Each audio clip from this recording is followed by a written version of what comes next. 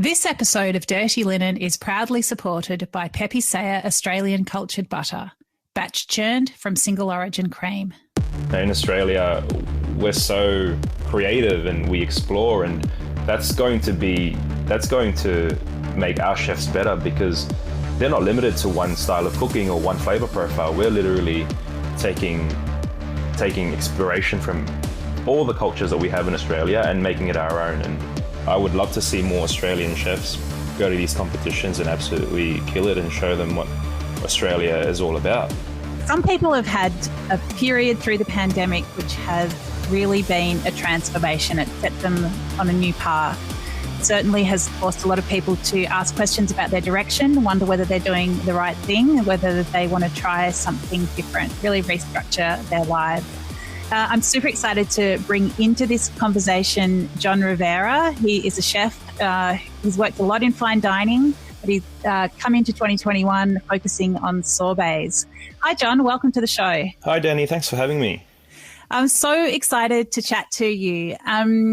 So do you want to give us a little bit of an intro to you? What's the John story? Yeah. So I guess much like any other young cook, I came out of the gates of high school and started my cooking. And when I started cooking, I had the aspirations of being the best or being the best version of myself. And it's taken me to a lot of great places and a lot of great places to work at. I started off at Rockpool Bar and Grill here in Melbourne about 10 years ago now, and I started off in the front of house just to get my way through TAFE, and then eventually moved into the kitchen, and then I focused on pastry. So that's where Min and I, my business partner and friend with Kariton, actually met. We were the only two boys in the class, and all the girls had already partnered up, and it was almost like fate that we got put together. It's funny because the first time we met, we both thought we were both international students, so we didn't talk for the for the first 20 minutes of the class, and then from there we just bonded, I guess, because of our passion and our drive. So I spent a few years at Rockpool Bar and Grill, and I made the big move over to Sydney, and I worked at Rockpool 1989, the original, for a couple of years under with Phil Wood and under Phil Wood, because I really started to get that itch for fine dining, and that's where it started for me. Since then, I've just been doing fine dining. I came back here to Melbourne and did my stages at Attica and Bray, which I feel like every Melbourne chef has done at that period of time, about 6 years ago. And then started off at Lume when Sean opened that up back in 16, I believe, and then moved on to Amaru, where I learned a lot as well from Clinton, and then back at Lume to actually take over it for over in 2019, just before COVID. And working in fine dining has been great. It's taught me so much, taught me discipline, great skill, and it's taken me to far places. It helped me a lot with San Pellegrino Young Chef of the Year. We ended up going to Milan and placing 5th in the world, which I was really, really surprised about, but really stoked with. I guess in my last year at Lume, I just started to have that feeling that maybe fine dining wasn't for me. I wasn't happy anymore. I felt like I was in a box and I wanted to get out. And I felt like having the world stopping for COVID and forcing me to just slow down and take the blinders off allowed me to open my eyes and see other possibilities. It's such a striking story, because I think when you're working at such a high level in fine dining, and all those restaurants that you mentioned, are incredible, like amazing training grounds, and somewhere like Amaru with Clinton McIver and Lume with Sean Quaid, and of course Attica and Bray. I mean, there's really incredible work being done in those restaurants, and there's this sense that, you know, the project is worthwhile, that you're sort of on the outer edges of what's possible with cuisine, with feeding people. It's very creative. But of course, a lot of pressure goes with that. And I suppose also this feeling that you're part of, you know, there's this incredible heritage with fine dining, but it also perhaps can feel a bit restrictive, and that you can't bring all of yourself into it. I mean, what was it about it that started to, I guess, jar with how you were feeling as a person? Look, if I have to be, if I'm being completely raw and honest, I think, you know, to an extent, fine dining and the world of lists and awards and all that can certainly blind you, and to an extent where you almost kind of cook for your own ego, which is it's thrown around a lot in the cooking world, especially with the old school kind of chefs. You know, I think after San Pellegrino, I left there with a bit of a chip on my shoulder and taking over from Shaw, and I felt like I had to step up to the plate of sorts. And then after that, I just kind of felt like I was always in competition with something else that I'm not. And I think that's the hardest part, is letting go of those expectations that the world has forced upon you to feel about yourself, if that makes sense. And just focus back on why you really do it. You know, you make your guests happy, you make your customers happy in our sense, and in turn it makes you happy. And you know, I'm happy. I'm not afraid to say that one of the catalysts was not getting my hat at Lume, because that was kind of like what everyone was aiming for. Like I would always say at Lume, I wasn't aiming for a hat or anything like that. But deep down inside, you have these aspirations of being there with with the greats. And it was certainly such a jarring moment when I didn't get it, and I thought it was a mistake. We all thought it was a mistake. And I still remember I was in Indonesia doing an event at that time, and I felt like I was on top of the world. I was rubbing shoulders with Julian Royer in Indonesia, Odette. And I felt like I was doing something right because I was getting recognized. And then that news came where, like, no, we didn't even get a hat. That was hard for me. And I remember, like, that night I dreamt about, like, I was still in Indonesia. I dreamt about me being in Melbourne and having to face the music. Like, how am I going to do this? How am I going to like face up to the disappointment? And yeah, I mean, I guess, like, from that point on, I thought to myself, is that really what I'm just chasing with my career? Like, there's more to life than just getting a score on a piece of paper, you know? Like, it's great to have a great restaurant and get a great review, but at the end of the day, are you happy? And if not, then I guess that translates to what you're producing. Wow, it's so full on. And, you know, as someone who's written for the Good Food Guide for ages, it's really striking to hear how that news of, you know, the score and the hat strikes someone such as yourself. And I didn't realize, like, I've just reached for the guide as you've been talking, because I've got them all filed up on my shelf. And yeah, so I can see that you got 14.5 out of 20, whereas you needed to get a 15 to get a hat. I mean, that's pretty gutting. I have to say, I didn't write the review, so that's fine. It's no hard feelings. Yeah, sure, but it's not on me. But I mean, did you feel that the review was fair, that the score was fair? I mean, you say you thought it was a mistake. Like, do you reckon it was wrong? No, look, the thing is, you know, you kind of roll the dice with these things. You can have a good night, you can have a bad night.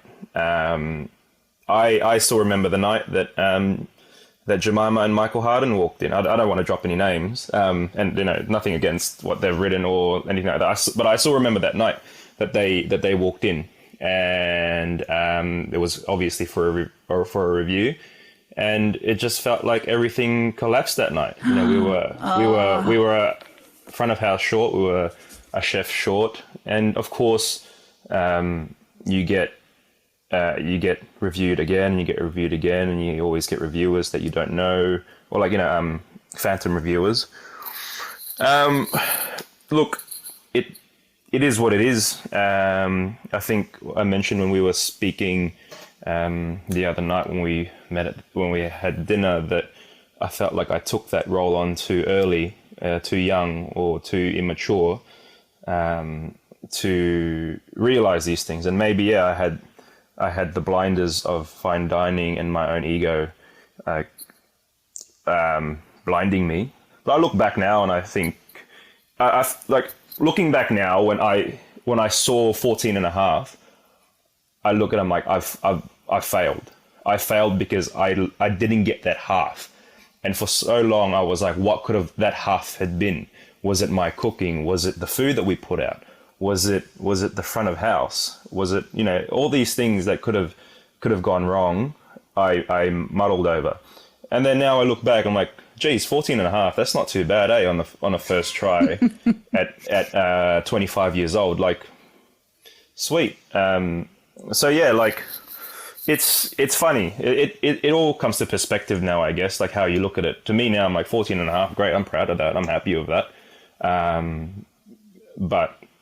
And I'm also happy for that coming out, because I feel like I understand what I want to cook and how I want to cook now, and just what I want to do with my cooking. Yeah. Wow.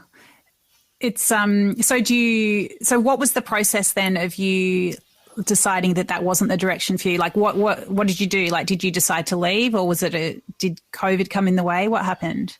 Yeah, look, I guess my stubbornness and my wife will say my stubbornness got in the way, and I knew I wasn't happy with what I was happening at Lume and what I was doing there, and I thought I could take on the world, because I just come off the back of San Pellegrino and working 10 years in fine dining. I thought I had all the answers, so it just all worked out that I was getting married in 2020. And I was also in talks of doing my own place in 2020. So I resigned at the end of 2019 to enjoy my wedding. I was already going to take a month off anyway, so I thought, you know what, let's just call it here and go on our separate ways. And then, I guess not working every day, not being in that life every day for the next month started that thought process inside of me. But at the same time, I always tell my wife, like, it was so hard for me to let go of that certain plan, because I knew I could still do it, and I kind of still felt like I had something to prove. Even though, like, when I did my business plan, I was like, okay, I'm gonna take a hit on I want to take a pay cut for the next 4 or 5 years to make this break even, but I know it can work somehow. And then COVID came along, and then I just realized that why are a lot of chefs willing to take massive pay cuts and massive hits in their livelihoods just to get their ego out there, you know what I mean? And yeah, that's kind of the process of me leaving. And over COVID, we didn't have any work. I was helping out at Sunda. I was meant to be helping out at Sunda while they were opening Aru, and obviously that got pushed back because of COVID. But working 2 days a week, Min and I were kind of like, what can we do? What can we come up with just to kind of see through the lockdown and use our creativity? And that's where Kariton came along. Something that's really fun, really approachable, and that we can bring it to people's houses and kind of bring them joy over that time of uncertainty on COVID. Yeah, so Kariton is sorbets, really amazing sorbets. And you mentioned we were at dinner together the other night. So that was a Thai New Year Songkran shared dinner. It was really fun and delicious. And at the end of it, you brought out some roasted sweet potato sorbet for us to try. And it was so delicious. So, yeah, tell us more about these sorbets.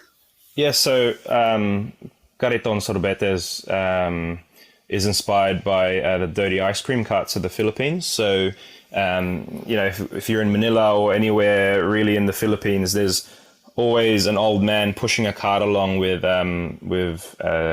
ice cream or sorbetes that he's made, and it's dirt cheap, and that's why they call it dirty ice cream. So one scoop would be like 10 cents equivalent. And it's so iconic. And the most iconic bit about me was every time we'd go home to the Philippines, I would remember the man's bell ringing on the street, and all the kids and everybody would gather around him, and you just see all the smiles and the faces. So that's kind of one of the inspirations we took towards starting it during a time that was so dark for a lot of people. And everybody loves ice cream.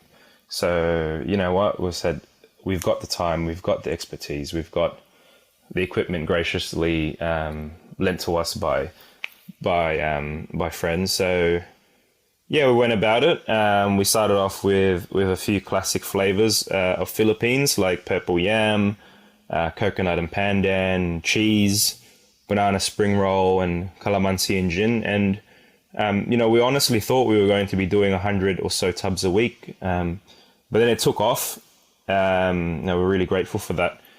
So now we're transitioning from a COVID business to being a multifaceted retail business, and something that we can see growing and helping us do more of the venues that we wanted to before, like a bar and a restaurant and whatnot. And yeah, just really enjoying life and the other side of things. Like my wife's expecting, so we were saying that it would have been hard for me to be working the usual chef hours whilst we're expecting our first child. So everything's been a bit of a blessing that I'm really grateful for. Well, I mean, it's such a direction change. I mean, and obviously you bring, your fine dining skills and sensibilities to the ice creams. I mean, they're, exquisite, and, there's such a high standard, but it is so different from what you were doing before. And even for you to say, as it would be hard to do those chef hours while we're, expecting a baby. I mean, it's, definitely the culture that you've trained in, it would just be, wife's over there having a baby, I'm here working 15 hours a day. So you've really, you've really drawn a line and said, well, this culture is not for me. Yeah. I mean, I still remember watching the old Boiling Point series with Gordon Ramsay, and he was in the middle of service while his wife was giving birth. And my wife was just like, if you ever do that to me, you'll never see me. You'll never see me again. But it's true, I'm very family orientated, and I'm very close with my family. I've always wanted a family and whatnot. And I guess it came to a point where, like, what kind of lifestyle do I want? Do I really want to be always missing out on the birthdays and the great occasions? And do I want to miss out on my kids growing up? Do I want to be there? I really want to be there for them, for all those things. Take them to basketball, take them to soccer, take them to school. So I guess I was told by one of my chefs at Rockpool in Melbourne when I first started that you have to liken this career to a professional athlete. When you're young, you have less responsibilities. You go hard. You do whatever hours you need. You grow and you build that skill set. But when you start to approach your 30s, your late 20s, your 30s and your early 30s, you really need to start thinking about what you're going to do for yourself, because you don't want to be slaving away over a stove into your 40s, and you'd rather build something that works for you. And I think Min and I are at this point now where we're happy with the career that we've done in fine dining and restaurants, and now we really want to continue on as business owners. I told my wife I'd probably be at the restaurant, every couple of nights a week just to make myself feel like a chef still. And my chefs will probably tell me to just go home or do the ordering or something. But yeah, we now look at it like we need to be business owners. We need to make this a livelihood. And the beauty of that in turn is that we can now bring on the next generation or the younger kids, or the younger chefs that have that youth and exuberance to take on the hard yards, I mean, and also be an example of guiding them in the right way of how it should be done now, with not like, I guess, the crazy hours we used to do and all that. So yeah, it's definitely been a big change. It's taken me a while to adapt, but it's for the better, I think, and that's a mindset that a lot of young chefs coming from school need to take on. You got this prime 10 to 15 years of working your ass off and building your skill set, and then once you get that skill set, what are you going to do for yourself? Are you gonna run a restaurant? Are you gonna be a culinary director? Are you gonna own a business? And yeah. And what about the ego side of it? Like, do you feel like you've outthought that, outgrown it, like reframed it? Where does that sit? I think that is always an evolving thing. I think me a year ago is a lot different also to me 4 years ago, and me 4 years from now will be different, I guess, of just the experiences that I'll have and the growth I will have personally and professionally. There's a lot of things that I still have yet to uncover in the business side of things, and doing that stuff every day, doing the business plans and running the numbers, and it kind of humbles you and makes you more wise. I kind of realize now why a lot of the older chefs that I've worked with are so chill about things when it comes to cooking and that, because I feel like they've seen it all, they've got the wisdom, and I feel like my self-centered quote unquote ego has well, I like to think so, has dissipated, and I just want to be a sponge now, just take things in,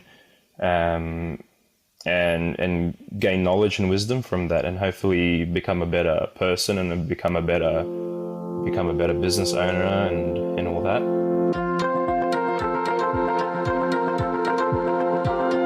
This episode of Dirty Linen is proudly supported by Pepe Sayer Australian Cultured Butter, batch churned from single origin cream. What pays our electricity bills and our, trucks and everything else is our bulk butter and our butter sheets, because that's where the volumes are.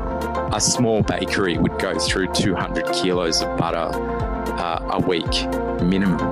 When you compare that to a deli, they're lucky if they sell 6 units of butter.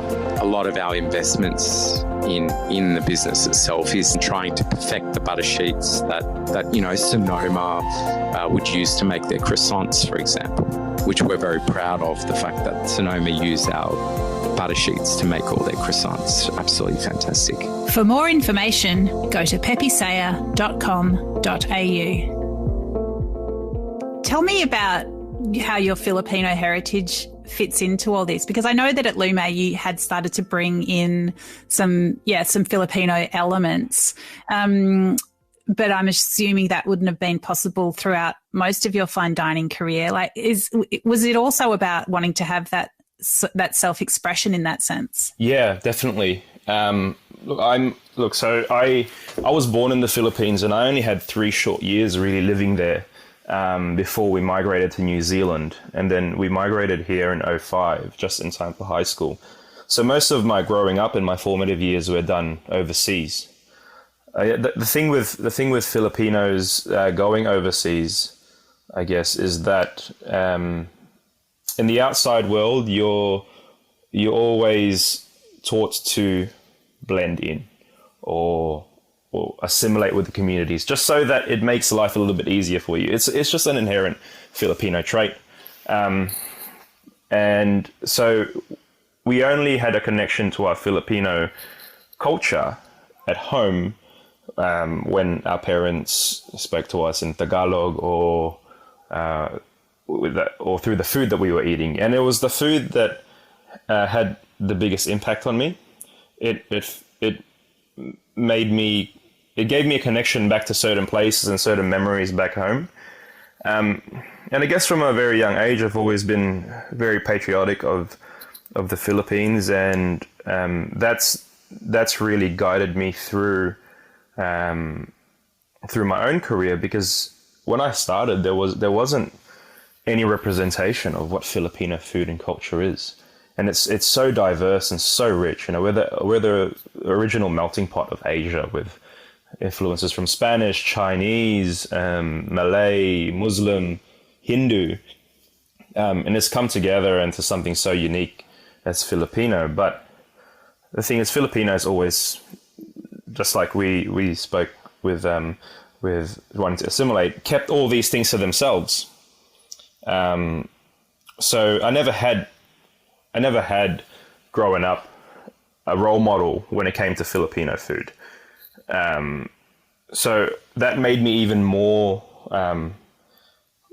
compelled to want to do it myself and explore that myself. And yeah, it's great seeing, after San Pellegrino especially, a lot more young Filipino chefs wanting to take on their cuisine and promote it to the world. Of course, we've got Chibog now. That's probably the first modern Filipino restaurant here in Melbourne, and they're really flying the flag for us. So it's great to feel that that we're not taking the backseat anymore. We're not just living to blend in. We're actually saying hey, you know what? We are Filipinos. This is our food. This is our culture. It's equally as beautiful, and we'd love to share that to you. Yeah, I think it's such a transformation. I mean, it must have been so, well, what was it like to have this world at home, which just wasn't represented outside? Was it like, you went through the door at home and you were just, you were in a world that your schoolmates just didn't know about? Yeah.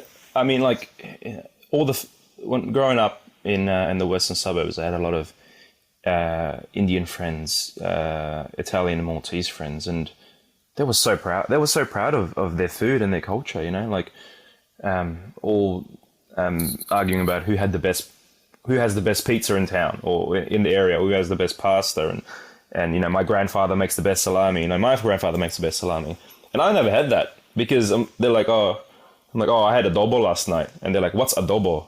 And I'm like, how do I even sell that to you? How do I even promote that to you, when for all my life I've been subconsciously taught to just keep it within us? And that was a little bit hard, because Filipinos are proud people, and they're proud of many things. The islands are great. Manny Pacquiao's a great boxer, but then back then, the food wasn't promoted. So I almost felt like I didn't have that own. It didn't have the same worth as these other cuisines and cultures, and that was definitely an insecurity. And it might be an insecurity for a lot of young Filipinos growing up too. But that made me really want to just be like, you know what, I'm going to bring it to the world. And that's one of the things that really drove me to do San Pellegrino. So in your San Pellegrino menus, did you do Filipino dishes, or your interpretation? Yeah, so I kind of focused on my story of being an immigrant for San Pellegrino, and I did a sinigang dish. So sinigang is a hot and sour kind of soup dish in the Philippines, very similar to tom yum. They're very similar flavor profile, and I used my story of being an immigrant in how our families had to adapt to what was available where we went to make our food, because there's a lot of things that you can get in the Philippines that you can't get in New Zealand, for example, or in Australia. So I use a lot of native Australian ingredients. I used fish caught in the Tasman Sea, and I put that together to have the same flavor profile as a sinigang. And it was really touching because one of the final judges in the global competition was actually Margarita Flores, which she's an amazing chef in the Philippines, and I actually used her book as reference to the recipe, and she was one of the judges. Whoa! Did you know she was going to be one of the judges? I did. As soon as the judges were announced, I literally crapped my dacks. Oh, firstly. Really? And then I was like, no, she's, if anything, she's the one that's going to get this the most. She's going to understand it. And I still remember, the judges were star-studded. It was Brett Graham, Anna Ross, Virgilia Martinez, Dominique Crenn, absolutely star-studded. It's just a couple of people you'd stop on the street and take a picture with if you were me. But I had laser focus on Margarita eating my dish, and the first bite she took, she looked at me and she smiled. Oh, I got shivers. Anything could have happened. Like, after that point, like, anything could have happened. I could have placed dead last, but that was enough validation for me, and that was enough of like a pat on the back for me to be like, you've done well. Because it's so hard also to sell. It's even harder, actually. It's the hardest thing to convince and sell modern Filipino to Filipinos, because they are the biggest critic. They will always be your biggest critics. So that was a very special moment for me. That's really amazing. And coming fifth is an extraordinary achievement. I mean, Australians just do not win these competitions. So that is really amazing. Yeah, it's funny because Jake Kelly was in the same competition, and he placed third, and he had an amazing cook. But he was doing third or second. But he placed top three, and he was representing Singapore, of course. And we were having a joke. It was like, do you just want to swap? Because I'm technically representing Southeast Asia, and you're doing an Australian dish. But the great part of San Pellegrino was that the judges were so open to seeing something different. It wasn't your traditional cooking competition where you're within these set boundaries of a certain cuisine, or you have to cook a certain thing. So the interpretation was down to the execution was down to the creativity of the chef and what they could bring, and it was amazing seeing cuisines usually underrepresented. So South African and African cuisine was represented there by the contestant from South Africa, and he placed top 7 as well, and his dish was amazing. It was techniques and ingredients I've never ever seen before. Same with the Mexican chef who brought traditional kind of Mexican practices to his dish, and it was awesome. And I think Australia is just as great with our native ingredients. And what I love actually about being an Australian cook or cooking in Australia is that we don't have those kind of old school cuisines or parameters that limit us. So saying like, oh, we only cook French food and we have to make a sauce this way, for example. Now, in Australia, we're so creative and we explore, and that's going to make our chefs better because they're not limited to one style of cooking or one flavor profile. We're literally taking inspiration from all the cultures that we have in Australia and making it our own. And yeah, I would love to see more Australian chefs go to these competitions and absolutely kill it and show them what Australia is all about. Well, it's really encouraging to hear you talk about, how diverse and how open-minded the judges are with that. And you don't have to just be diving into the old Escoffier and, coming out with a silky sauce. It is really encouraging. And it is amazing to think about how you've just through that validation and that you've been able to really, forge ahead with expressing your culture and being proud of it, and just sharing it with the broader community. I think it's brilliant. I just think it's such a good. I know that even without the pandemic, you probably would have had this direction change. But what do you think? Are the positives to come out of this period for the hospitality industry? I think firstly, it's obviously it was terrible financially, and people's livelihoods were on the line. But I feel like, honestly, we work so hard in hospo, and sometimes the weeks just turn into a day. It feels like you're never getting a break. So personally, I love the break of it, just being forced to stay at home, not go to work, and not do anything. And call me lazy or call me whatever, but after 10 years of being on my feet most of my life, just laying on my couch for the first 2 weeks and not having a care in the world really was great. So I really hope that people in hospo feel a bit more refreshed after that.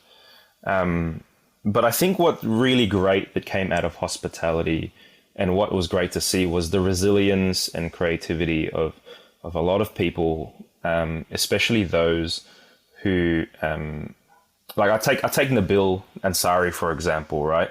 Like, he really made most of that lockdown. He didn't just sit on his ass and be like, well, it is what it is. Him and a lot of people, had something special to offer, or something dear to their heart, like the Empadas or like Babka Boy, and they brought it to Melbourne and to Sydney and to wherever it is, Min and I always say is that all the doors were shut over COVID. Sometimes you don't have to knock. You shouldn't knock on a door. You just have to go and tear a wall down and build your own door. And all these people built their own doors to get past such a shitty time. And that resilience, it really inspires, because like if we all just sat on our ass, we would have just been like, oh yeah, cool, let's all let this pass. But seeing Nabil work hard and Babka Boy succeed, and the Empadas were going great, and all the other businesses I can't recall and all that, it really pushed us, and I hope it inspired a lot of people as well, as much as we've inspired people to do what they want to do. I think it definitely. So Nabil Ansari was a chef at Sunda who started cooking Indian food, riffing on his background, and food that was delivered around the place, and also cooked at Sunda and the pop-up. But I think so many of these lockdown hustles not only inspired other people in the industry and, gave people an income stream and something to do, but they also really opened up new cuisines and ways of thinking about food for people like myself, like people sitting at home eating. It was really exciting. I think I probably learnt more about Indian regional food in lockdown than I had, the previous year when I could go out and about and eat it. So there was a lot to be. People definitely made the most of that in many ways, which is, exactly as you say, it's that creativity and resilience. And I guess one thing that I was really astounded with over lockdown was, we always talk about Melbourne being a great food city and Melburnians loving great food, and they really put their money where their mouth is over lockdown, and they supported from home. With Providor when I was working at Sunda, and even like all these other lockdown hustles that you mentioned, Melbourne was really there to support these restaurants and support the hospitality industry, and that was really, really great to see. Yeah. So how can people get your sorbets now, John? We have a website right now. www.karitonsorbetes.com. It's a little bit hard to spell, but if you check us out on social media such as Instagram and Facebook, we'll have links to our website where you can order our gelato, and we'll still deliver it to your door. So that's going to be ongoing until we can set up our site. And finally then, hopefully sooner, we can have all our lovely customers and everybody who wants to try Filipino gelato to come to our store and, bring their families, bring their friends and have a great time. But also, you can also grab a scoop of our ice cream at Chibog in West Footscray. So an amazing Filipino little gastropub / bar, and they do amazing food, and we're so happy to partner with them for their desserts and serving our gelato. And also just keep a lookout. We might have a few other restaurants where we'll be able to partner up with, and you can get a scoop of our gelato. So yeah, please check us out, and yeah. Great. John, it's been such a pleasure to talk to you and hear about your fascinating and fabulous pathway through the pandemic. I really wish you all the best with the baby on the way and the business, and continuing to learn and grow and eat and create delicious things. Thank you so much for being part of Dirty Linen. Thank you for having me, Dani. This is Dirty Linen, and I'm Dani Valent. We air the issues that the hospitality industry finds hard to talk about. We spend a week thrashing around each issue, hearing from different people with unique perspectives. We want to hear from you as well. If you have something that needs to be said about a topic, get in touch so we can include your perspective. Contact us at dirtyLinen@deepintheweeds.com.au or hit us up on Insta at Dirty Linen Podcast. We can't wait to hear from you. This